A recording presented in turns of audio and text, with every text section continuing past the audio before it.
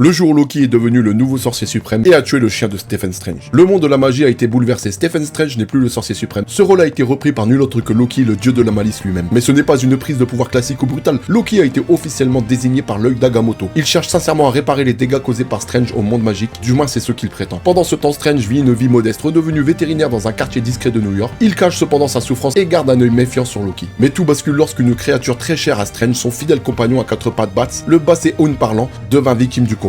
Bat, loyal et curieux, découvre par inadvertance que Loki fouille dans des forces mystiques dangereuses, notamment le livre des damnés. Les deux confrontent Loki pensant le raisonner. Malheureusement, ce dernier, en tentant de se défendre et visiblement dépassé par les événements, tue accidentellement Bats d'un sort incontrôlé. La scène est brutale, il ne voulait pas, mais c'est fait. Le chien au grand cœur meurt dans un souffle et Loki reste figé, sidéré par sa propre erreur. Il vient de franchir une ligne, ce n'est plus un jeu. Et Strange, en voyant cela, est brisé, mais aussi réveillé. Ce crime devient le point de rupture. C'est la gifle qui le pousse à revenir sur la scène magique, pas pour devenir un héros, mais pour faire tomber un dieu. Pour plus de vidéos, abonnez-vous.